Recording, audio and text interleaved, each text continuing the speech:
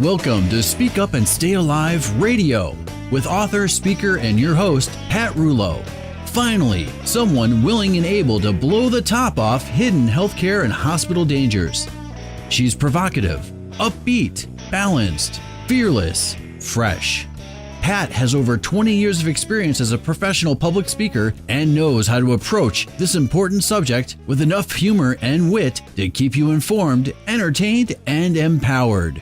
Each week you will say, "Oh," as Pat explores and exposes little-known hospital hazards, delves into the deep waters of dangerous healthcare practices, picks the brains of her good-looking and influential guests to help keep you and your family safe in today's fragmented healthcare system. The program is not intended to replace medical advice from a licensed professional, but rather to encourage you to become a well-informed participant in your health and well-being. And now, your host, Pat Rulo.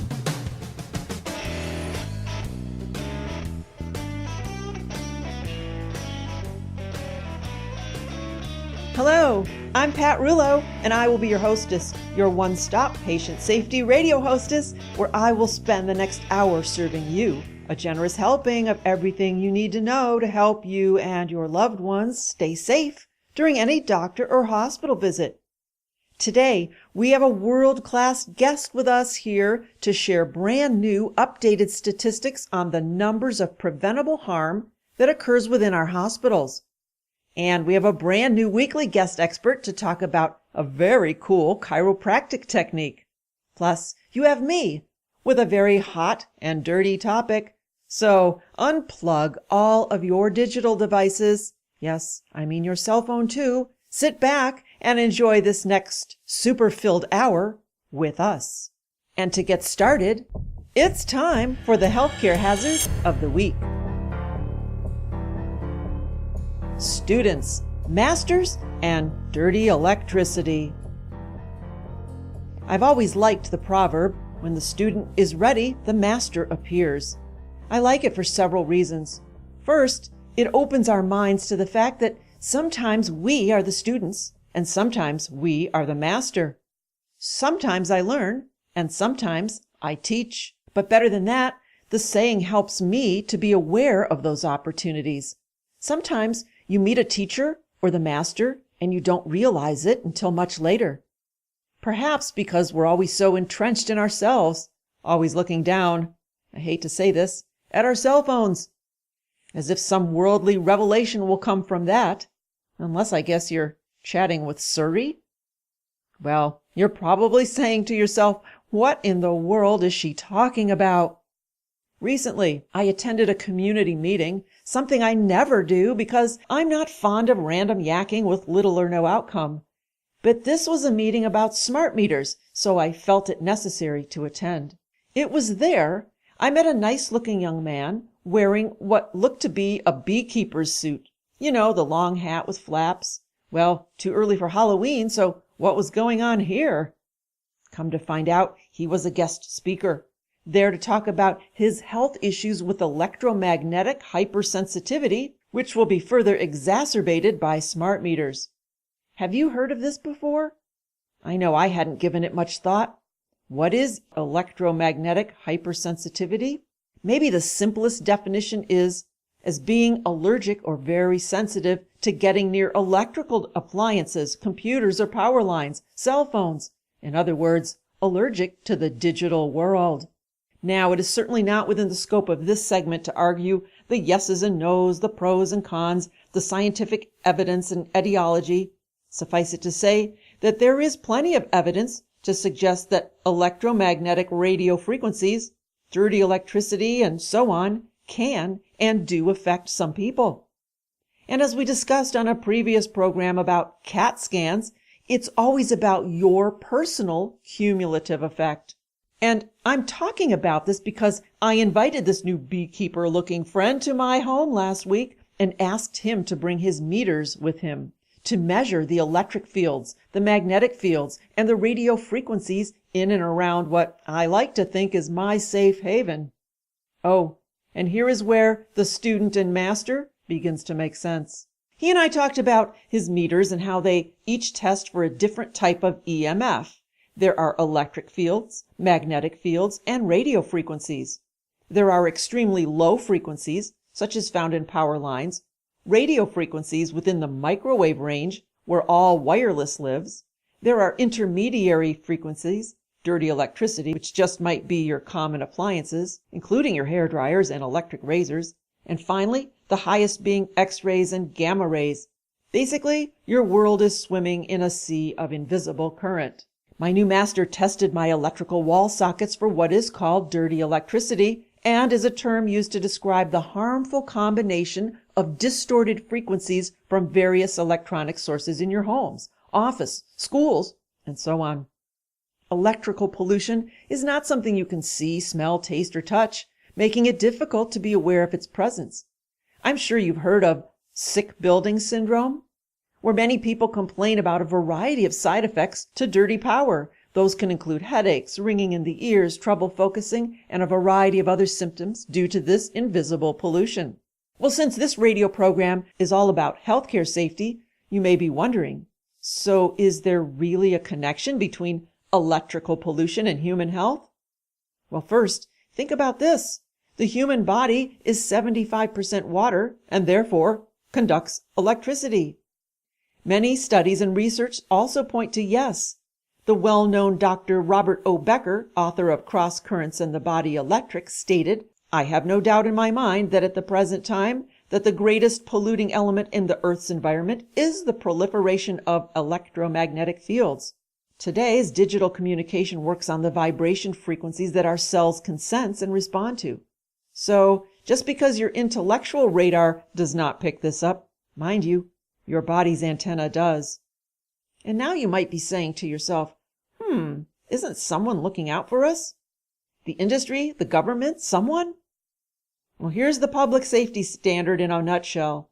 If it doesn't shock or burn you, it's okay. With the abundance of computers and other electrical appliances, exposure to dirty electricity has increased significantly. Our current electricity distribution infrastructure cannot properly handle the increased electricity dependence and demand of modern appliances. Therefore, millions of people are being exposed to harmful electrical phenomena. The wires and transformers are not only delivering the juice to run electrical devices, but are also carriers of dangerous high-frequency currents into our homes and offices.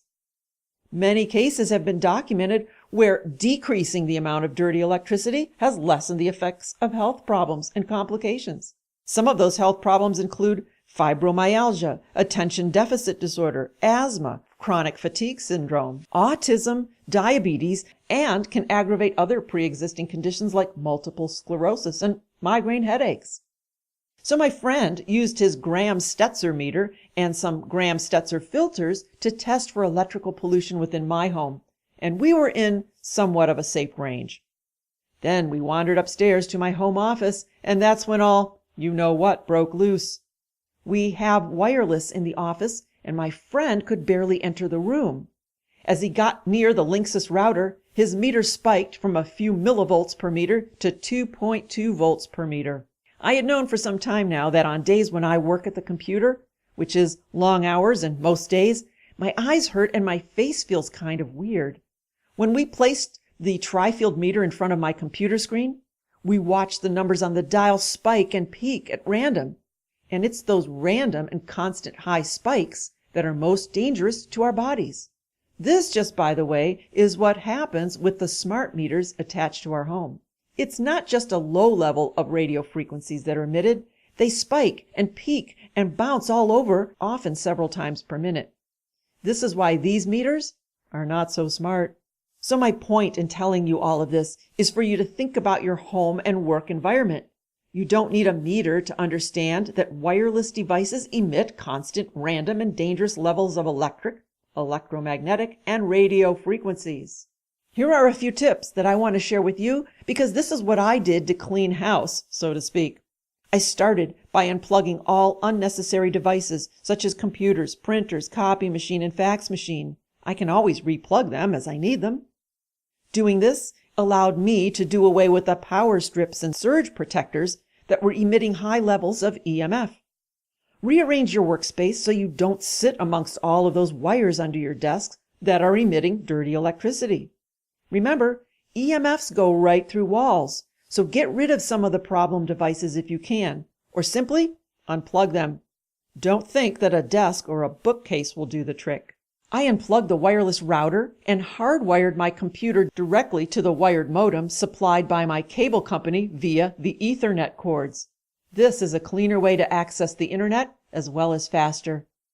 Then I manually turned off the wireless in my computer. Now this is important. Even if you're not using the wireless function, the computer still emits RF unless you disable the wireless within the computer. And because I use a laptop, I was concerned about not only the duration, the amount of time I spend using the computer, but also my proximity. My hands and arms are always directly on top of the computer as I type on the built-in keyboard. Now I use a wired mouse, and I purchased, for $16, a wired keyboard with a USB port that I plug directly into the computer. Now I can position the computer farther away from me and use the second keyboard right in front of me.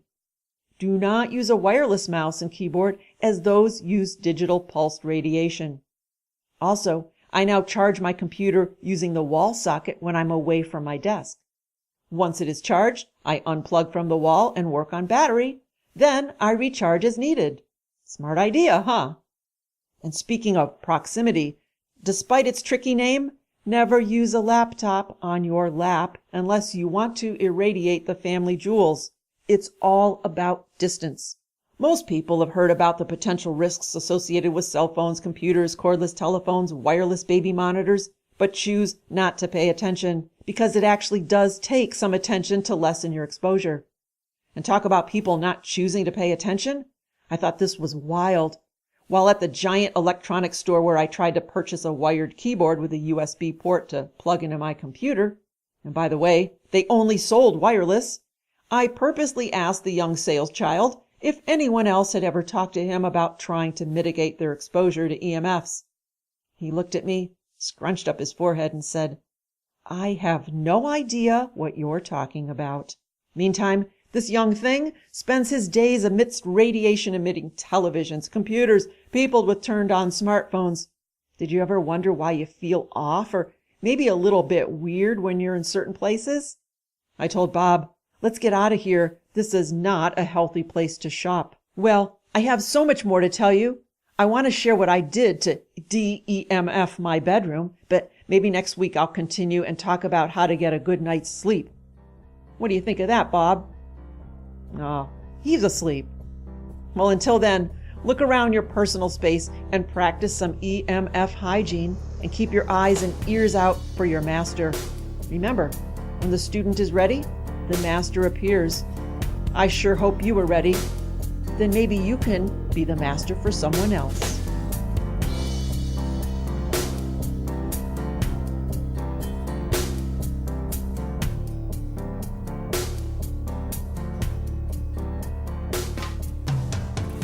And with that, let's hear some legal news you can use. Listen as I spend the next 2 minutes with Pat Schraff, an elder law attorney at Schraff & King, located on Somme Center Road in Willoughby Hills, Ohio. She always has the answers. Pat, what is a long-term care ombudsman? A long-term care ombudsman is a person who will help to represent the rights of individuals who are consumers of long-term care, whether that's at home, in an assisted living facility, or in a nursing home. All those who receive services either in their home, in long-term care facilities, in assisted living facilities, need to know that they have an advocate in the long-term care ombudsman. The long-term care ombudsman is there to help them resolve complaints. I think it's interesting to note that 50% or more of people in nursing homes do not have family members to help represent their rights and help to resolve concerns that they have regarding their care. So this is a voice for the people. Where can we find the ombudsman? The local ombudsman, which is located in Cleveland, represents Geauga, Cuyahoga, Lake, Medina, and Lorain counties. The state ombudsman has offices throughout the state of Ohio, though, so there are regional offices for the long-term care ombudsman. in Ohio. If our listeners want to find out more about the Long-Term Care Ombudsman, where can we go to get additional information? They can receive information at info@ltco.org or by calling the Ombudsman at 216-696-2719 or 800-365-3112. And if our listeners need help with that and want to talk with you personally, how can they find out more information about you and Schraff & King? They can reach us at 440-585-1600 or at our website, schraffking.com. Thank you, Pat. It's always a pleasure. Thank you for having me. When it comes to chiropractic care, many people shy away and have anxiety about having their body contorted or their necks twisted. At Roediger Chiropractic, you can relax. Dr. Roediger uses a gentle, low-force chiropractic tool known as the activator to make adjustments along the spine. Listen as I spend the next 2 minutes with my friend, Dr. Tad Roediger. He's quick, easy, and painless. So, Dr. Roediger, how is the activator method different from the common manual adjustments that include the bone-popping snap, crackle, and pop? I get that question all the time, and I did manual adjusting for 10 years, and I'm very good at it. When I came up here to Chardon and opened my own practice, I picked up the activator technique. The activator is a handheld device that gives a controlled bump into the joint. It has some different settings for different pressures, but it is actually a manual device. It actually manually moves the bones, but it works more on speed than on power.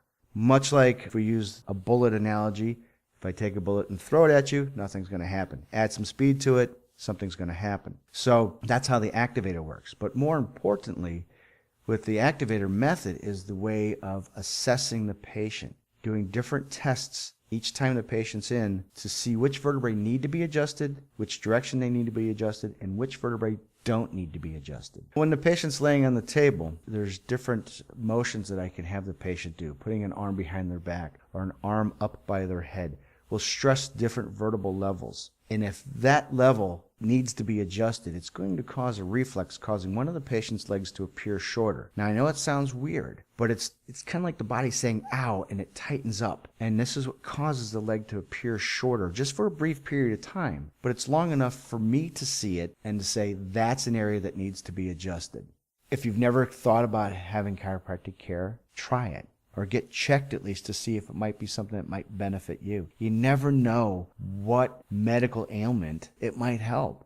And I thank you so much for sharing your advice with us today, and we look forward to your return next week. Oh, thank you for having me, Pat. This has been awesome. I encourage you to visit Dr. Roediger for a consultation. Call him for an appointment at 440-285-0756. Dr. Roediger is located in Chardon, Ohio at the Village Station, 401 South Street, just 1/2 mile south of downtown Chardon off of Route 44.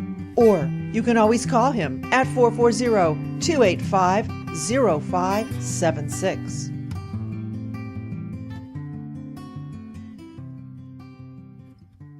You're listening to Speak Up and Stay Alive, Patient Safety Radio. I am your hostess, Pat Rouleau, always on the lookout for up-to-the-minute breaking news when it comes to healthcare and hospital safety. And within moments of reading this new study, I dashed off an email to today's guest asking him to join us. And despite his hectic schedule, I'm sure, he happily agreed. Let me tell you about it. A new study in the Journal of Patient Safety estimates that preventable adverse events at U.S. hospitals cause as many as 440,000 patient deaths a year, making medical errors the third leading cause of death in the United States, the first being heart disease and the second cancer. The new study was conducted by our guest today, actually a returning guest, as he joined us last year.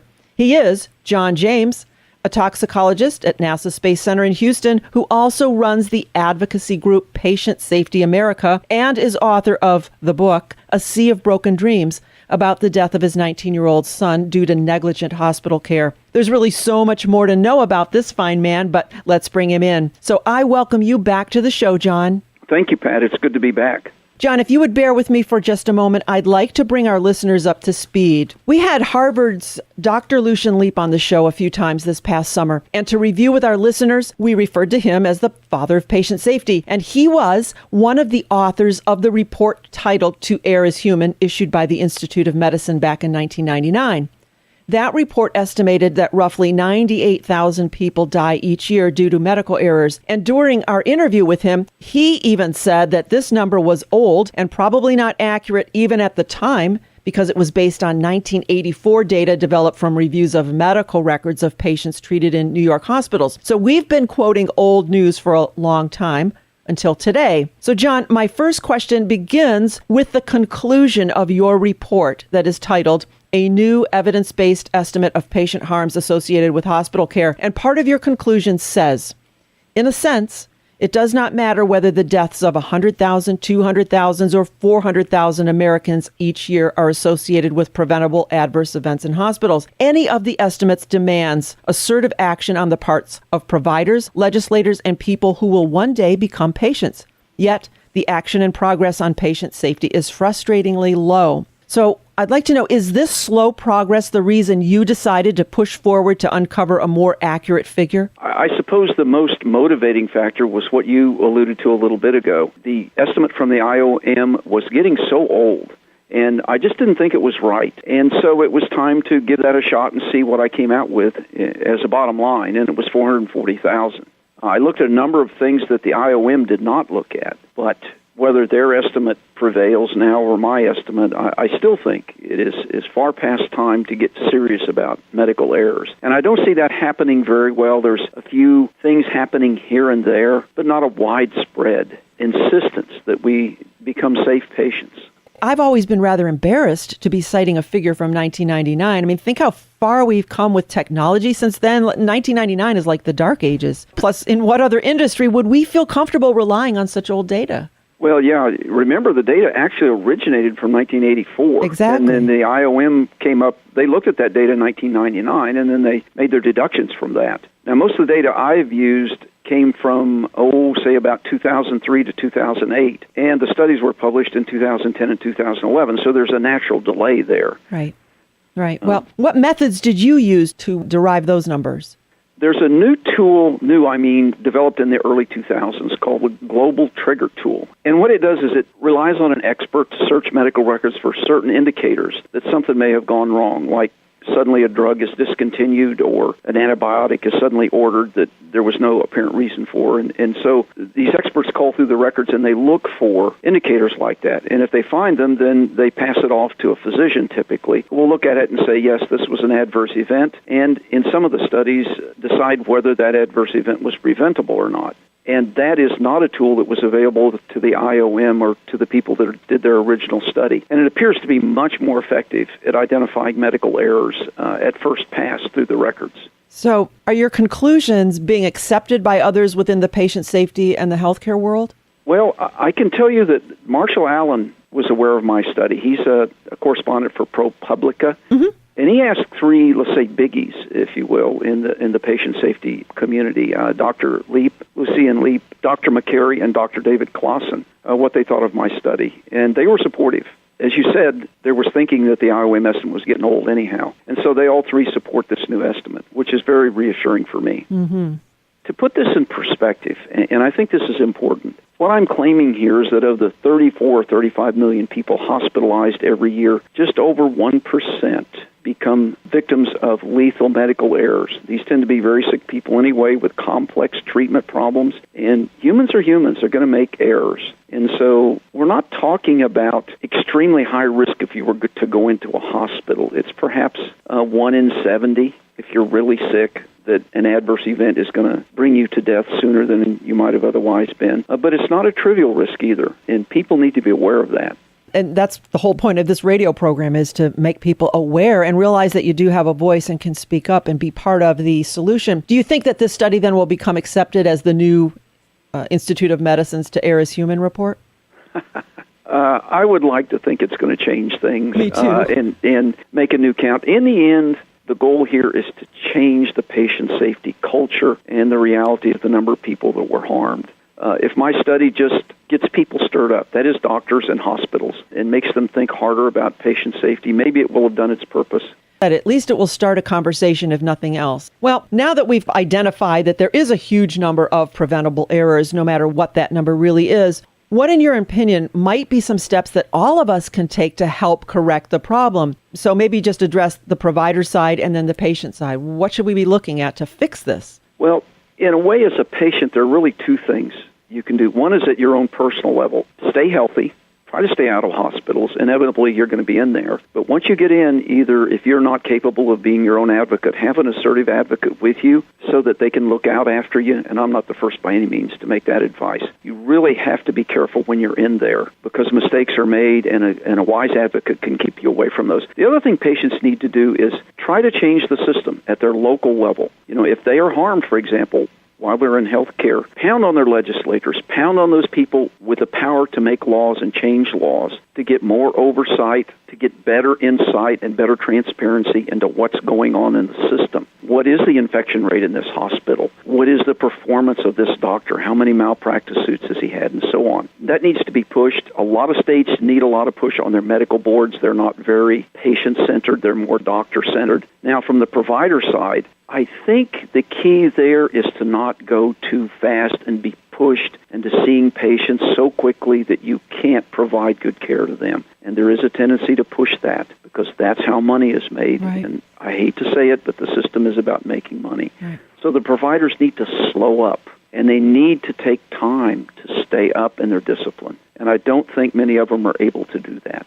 So in other words, if people just begin to speak up, if everybody starts to speak up as a whole, our collective voice could perhaps be heard. And I think many people feel, well, hey, where do I go? What do I say? And no one's going to listen. But you're exactly right. And no one may listen, at least not to you as an individual. But if enough people with the power to change hear it, they may actually change. Or if they have a bad experience themselves, that tends to get a lot of people's attention. Right, right. Well, I'm interested to hear more about your cry for a national hospitalized patient bill of rights. And we talked about this last time you were on the show, but in tandem with your new report here, I think that it's vital that these two things get looked at the same time. So what might those rights include? And give us some information about that. Thank you for asking. I think anything that could be done to change the system and rebalance it so that the playing field between the patient and the provider community is more level is to have rights that everybody knows the patient has. And that would go anywhere from the right to real informed consent, genuine informed consent. You are given all the information you need to make an informed decision, and you have a chance to ask questions. And that gets skipped so often now. Or it's kind of given window dressing. It's not really addressed rigorously. Patient preferences matter, so you need informed consent. Another thing is you need to know the costs up front. There's no reason you can't find out what it's going to cost you beforehand. You don't know what your medical bills are going to be, right. But you know they're going to be pretty high if you're in the hospital for a while. Right. Some others, I think medical records need to be offered to patients every day. You don't have to ask for them. They say, Here, Pat, look at your record for today. See if you see anything here that we misunderstood. Is this really the medications you're taking? Patients can fix so much of these things if they see what's going on. Other things, I think if medical records turn out to be falsified, I think that's tampering with evidence. And I think that ought to be clear in the Bill of Rights, that you have a right to a medical record that's not adjusted, for example. Mm-hmm. You have the right to have your feedback heard when you're through with your hospitalization and captured in a systematic way so that when the next person comes along and needs to select a hospital, they can look at that database and say, look, 98% of the patients that went to this hospital are still alive and well and we're happy with their care. In another hospital, it's not so. But we can't do that now. It's very hard to select hospitals. And there are various criteria around in various organizations that are attempting to get this started, but they certainly don't all agree. If you have the right basically to be an informed consumer in terms of the costs and the safety and the outcomes, and you can't do that now. Well, even now, they're given their Bill of Rights. They're given a little piece of paper, and along with all that other paper that we all shove into some kind of a, purse or backpack and never look at. How would you suggest that this would be implemented so that the patient really knows that they have these rights and can call almost like a checklist, call them out. Say, you know what? I didn't get my medical records today, and I asked for this cost, but I didn't get it yet. How do you really see this playing out? Well, what I'd like to think is that this could become a national Bill of Rights, something like civil rights, if you will, so that everybody understands that you can't discriminate against somebody based on various things like age and race and all of that sort of thing. Workers' rights. The Occupational Safety and Health Administration has a list of rights that all workers have to protect them from industry that might abuse them if they didn't have those rights. You have a right to a safe workplace, and you have a right to certain kinds of recourse if you don't think it's safe. There's no reason we couldn't have a Patient Safety and Health Administration that has these rights and will enforce those rights for patients if there's a question about them. But I think it needs to be a law at the national level if it could ever be done. I'm talking about the right to come out alive. I hope that people listen and take heed, and I'm going to send folks to your website because on your site you do list those, what is there, about 10? Yes, that's right. 10 different rights. And I would like for folks to take a look at those. You might even print them off and bring them to your hospital and say, hey, look, what can we do about this? Is there something we could... And there are some studies around some really good things that show that the patient advocate really is the main integrator in a hospital of the care for the person. They're there much more than 8 hours a day typically, and they see the shift changes. They help educate new nurses and doctors that see the patient. It's really a key role, and providers need to recognize that better than they do now, in my opinion. Oh, I agree. Not only recognize it, they should embrace it and say, wow, you're here to help. Let me help you. Help me. I like that, yes. Well, now tell us a little bit about your book. Where can our listeners learn more about your book? It's called A Sea of Broken Hearts, Patient Rights in a Dangerous, Profit-Driven Healthcare System. Tell us a little about that book. It is available on Amazon. There's some reviews there that the folks can look at. It's the story of what happened to my son some time ago now in 2002. He had basically collapsed while running, was seen in 2 hospitals actually over a period of 5 days, and they couldn't diagnose him at all. They turned him loose. They didn't do an adequate job of warning him not to run, and he went back to running, and a few weeks later he collapsed and died. As I began to look at his medical records, I made the unpleasant observation that they had been falsified, and I also began to look at what his doctor should have done that they didn't. He was basically severely potassium depleted. He had been running in the south of the country, Gulf Coast, in the summer. You can certainly become potassium depleted if you do that the way he did. But they didn't recognize it. They put him through a lot of invasive procedures to no conclusion at all. Anyway, I tried to get some justice here in Texas, and I, after a few years of trying that, learned that wasn't going to happen. So it was time to write the book.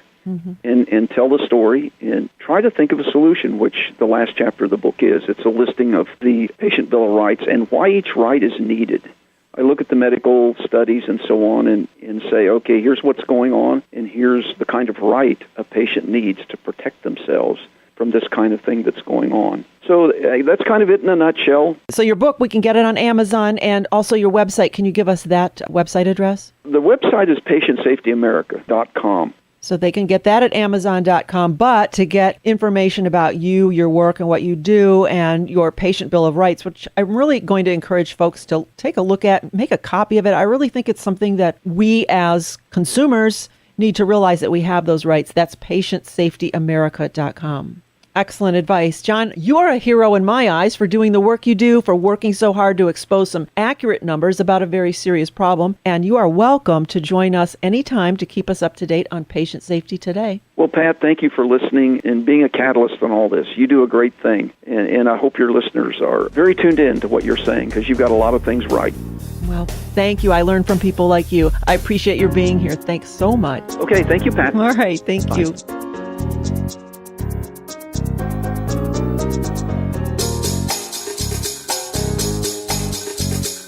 You're listening to Speak Up and Stay Alive, Patient Safety Radio. Now you can join us every Saturday morning in Cleveland, Ohio, and in Phoenix, Arizona. Or you can always listen live online from anywhere in the world at the station's websites.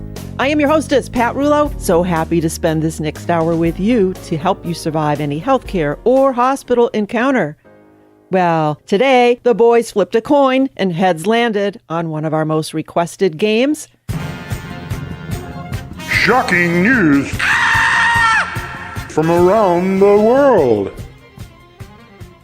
And here's how it goes. I will read some shocking medical related news, and you, our super informed contestants, have to decide it if it is true, or as we call it, a shock. Wow. Or is it false? And we call it a crock. Oh. So our 2 contestants with us today, who do we have? Oh, you've got Bob from Gatlinburg, Tennessee, and I'm a former financial planner. One of our great game players. And who else? I'm Eric. I'm a regionally famous radio producer from Northeast Ohio. Welcome, Eric. So we've got radio rivals today, right? You got it. All right. You boys ready to play? It's a friendly rivalry, though. Oh, yeah, let's roll, baby. All right. It's friendly. We'll see if it is by the time we get done. All right. Here is the Speak Up and Stay Alive shocking news number 1. According to the Academy of Orthopedic Surgeons, the number of school-aged children who were treated for backpack-related injuries in 2012 was 5,000. Is that a shock or is it a crock? I'm going to say it's a crock. I think it's more than 5,000. Yeah, I don't doubt that there are that many backpack injuries, but yeah, I'm not sure if there might be more. Boy, you guys are smart today. I didn't think you'd get this. You're right. It is a crock, but only because the number is higher, and it's 9,500.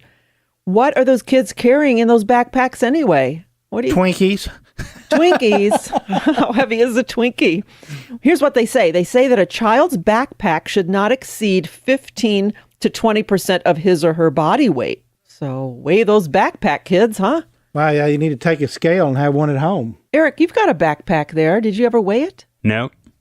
Are you going to? Probably not. And that's why I have a bad back right now. Oh my gosh.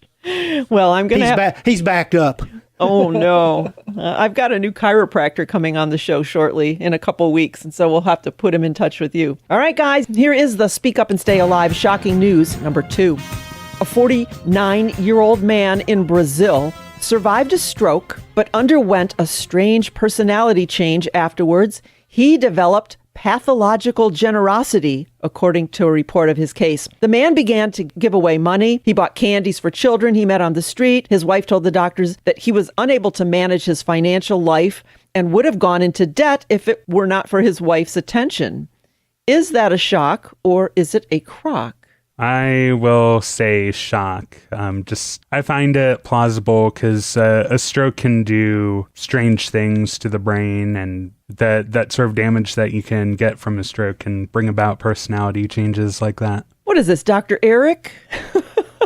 You know what? I'm going to agree with him, too, because I'm thinking that maybe he's just so happy that he survived the stroke that he gave away. He wanted to take care of other people because he was happy that he was still alive. Well, that's a good way. That's a good way of thinking. You guys are really smart today. Well, you're both right. It is a shock. Wow. The stroke apparently left the man with excessive and persistent generosity. A CT scan showed low blood flow to several brain regions, including areas in the frontal lobe. And you're exactly right, Eric. Damage in these pathways might have had a role in changing the patient's personality. Excellent. You are... He's on today. He is, but I like your answer too. No, he could have just been feeling thankful he was here. That's right. All right, guys. Excellent. Speak Up and Stay Alive. Shocking news number 3. A study from Brigham Young University found that the higher the heels on your shoes, the less likely you are to overspend. Is that a shock or is it a crock? I'm going to say it's a shock. And the reason being is, if you've got high heels on your shoes, you're not going to walk around a lot, and if you're going to, and it might hurt your feet, so you're not going. If you get a distraction there, it's going to cause you not to spend. Interesting. What do you say, Dr. Eric? I guess I will say it's a crock for pretty much the same reason. Why would you want to walk around all those stores with those heels? High heels on. Well, actually, it's a shock. That's a true statement. Wow. But actually, I think it's a crock. Aww. I mean, but because here's the supposed reason. They did a study, mind you. Somebody actually paid for this study. They had participants stand on one foot and found that they were more likely to buy a mid-priced TV rather than a more expensive one because concentrating on your balance may trick your brain into making more balanced decisions. That is a crock. Here's what I think. Someone spent a lot of money on this ridiculous waste of time. I think it's quite obvious that what you said, Bob, that if you're walking around a mall in high heels, that your feet are going to hurt. You simply can't shop, huh? And that's why you wouldn't overspend. I've been with you enough to know that. I don't wear high heels. When you did, you wouldn't buy anything. Oh, you're crazy. Bob's making that up. Any thoughts on this, Eric? No. Okay. He's staying clear of that. He's not touching that one. No high heels. All right. The Speak Up and Stay Alive shocking news number 4. A man in China is growing a new nose on his forehead after he suffered damage to his original nose after a severe car accident. Is that a shock or is it a crock? I am going to say shock just because, yes, I have seen that story. I have seen the picture and it was slightly disturbing. Did you see that picture? Yeah, the nose on the forehead, in the forehead. Thank you for reminding me of that. I thought that was a Halloween joke. It's exactly the mental image I needed right now. That's right. Thank you. You guys are right. It is a shock. Wow. The infection had eaten away at the cartilage in this man's nose, making it impossible for the doctors to fix his original nose. This, I guess, is some kind of reconstruction technique, though it may seem like a patient might prefer to grow a new nose on a different part of the body that could be more inconspicuous. There are good reasons to use forehead skin. Oh, wonderful. Now that we've left you with that mental image, can you still answer the next question, do you think, Eric? It depends on how bad it is, right, Eric? This one's not going to be worse. Okay, it might be. Let's hear it. The Speak Up and Stay Alive shocking news. Number 5. A 61-year-old man in Texas did not have to drink alcohol to get drunk.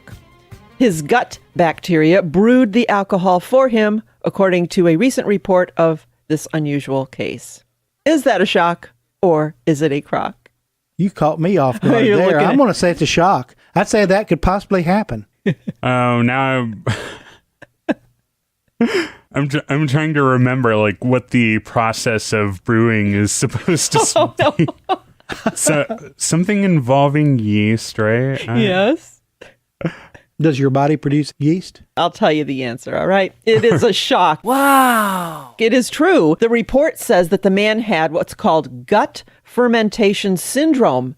It's a rare condition in which, and you're right, in which yeast takes up residence in a person's gut and causes the sugars and carbohydrates to ferment into ethanol. The man experienced episodes of drunkenness and had to be hospitalized for alcohol intoxication, although he said that he had not ingested alcohol that day, but the hospital staff believed that he was a closet drinker. So in 2010, the man was observed in a hospital room for 24 hours without access to alcohol. After eating snacks high in carbohydrates, his blood alcohol level rose to 12%. Researchers from Panola College in Carthage, Texas say this is a rare syndrome, but should be recognized because of the social implications such as loss of job, relationship difficulties, and even possible arrest and incarceration. It would behoove healthcare providers to listen more carefully to the intoxicated patient who denies ingesting alcohol, they said. Wow. I thought I knew I was right. Well, how many loaves of bread or bowls of pasta would he have to eat to get alcohol poisoning? I have no idea. I think you know what this kind of says, though, is that regardless of the symptoms that you're having, even if they sound strange, our healthcare providers really need to take us seriously. I mean, this guy was not an alcoholic. They need to listen. Yeah.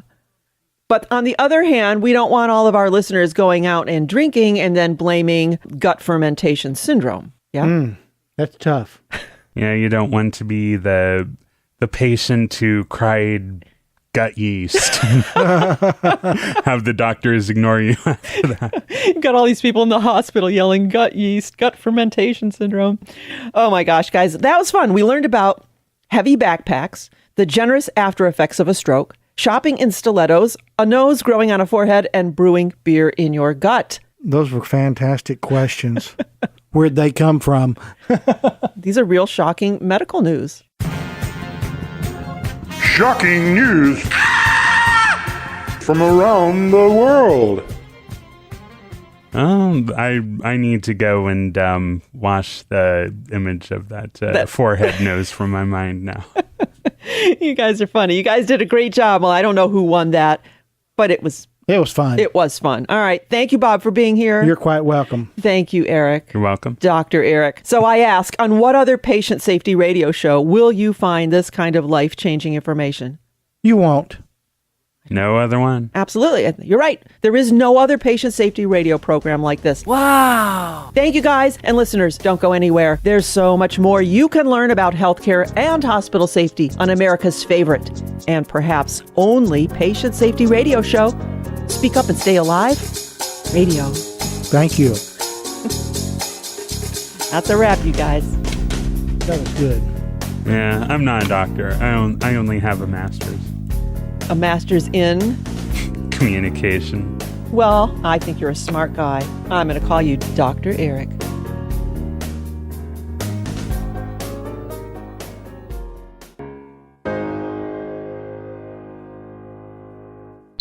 We interrupt our program to bring you a special broadcast.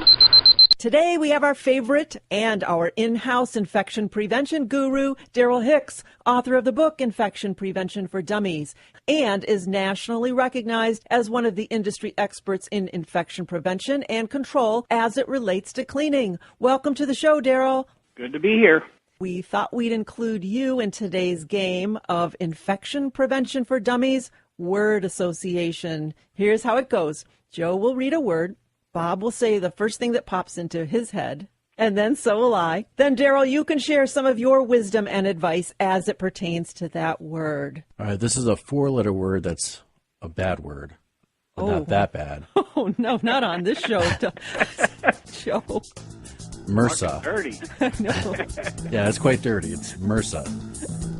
Oh, what do you think of, Bob? I think it's a super bug. Yeah, I think of a staph infection. You're all very close. It's a very serious thing. In fact, that's how I got involved in infection prevention and cleaning, is that my 37-year-old daughter-in-law actually died of what I believe was MRSA, and she was just working out in gyms the time that she got it in the crease of her thumb, and within 6 weeks was dead.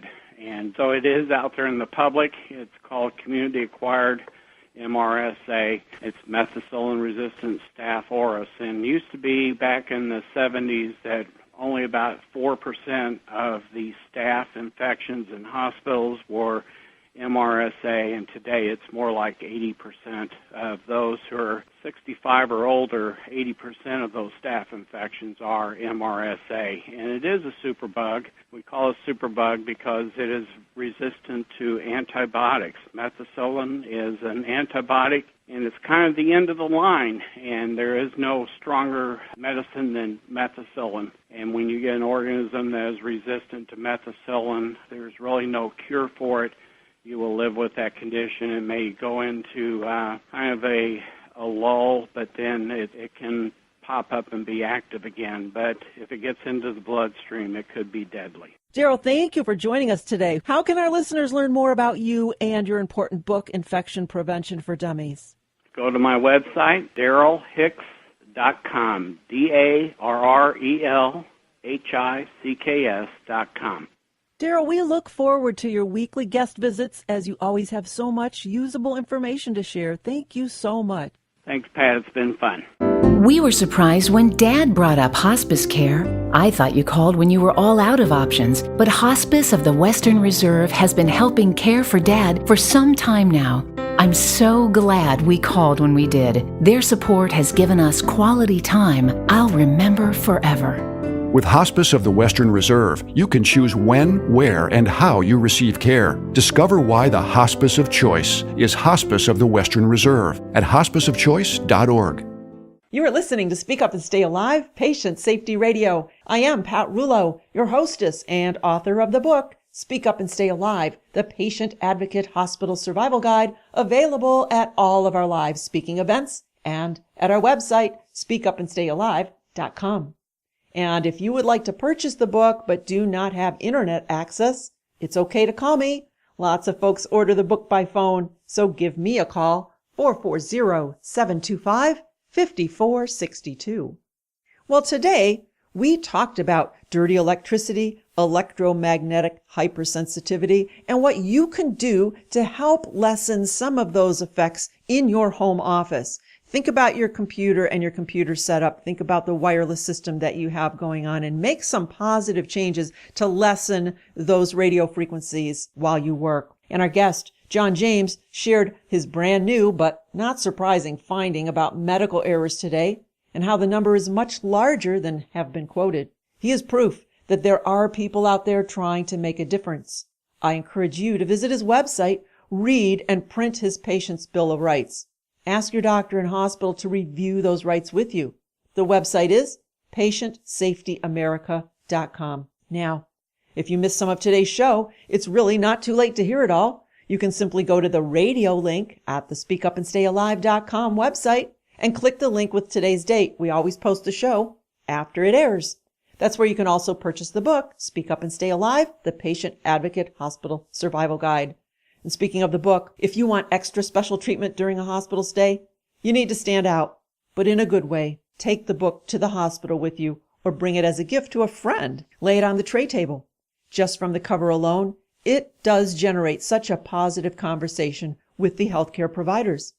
Find out what you need to know and feel safe speaking up. Armed with the information in the book, you will at least have a roadmap to a safe hospital journey. So again, if you don't have a copy, I really do encourage you to have one. Not because I wrote it, but because you need it and it can help you to have a safe outcome. And you can find that at the website, speakupandstayalive.com, or call me, 440-725-5462. Well, by now, you know that when it comes to learning about patient safety, this radio program pulls out the stops to share only the best and the brightest minds with you, our very important listeners. And speaking of outstanding guests, next week, our guests are going to share some important work regarding eliminating harm in children's hospitals throughout the state of Ohio and how Ohio is the leader in this type of venture. So I encourage you to share this with your friends, your family. Do what you need to do to get the word out, to get everyone to listen to the show. Tell them to mark their calendars for when? Oh, you guys know when? It's Saturday morning, where you can find us in Cleveland, Ohio, from 7 to 8 Eastern on AM 1420 WHK, and from 9 to 10 Eastern on AM 1220 WHKW, as well as from 9 to 10 on AM 1440 WHKZ. Or you can always listen live via the internet. Check the speakupandstayalive.com website to find out how. Start your week with an O. Speak Up and Stay Alive, Patient Safety Radio.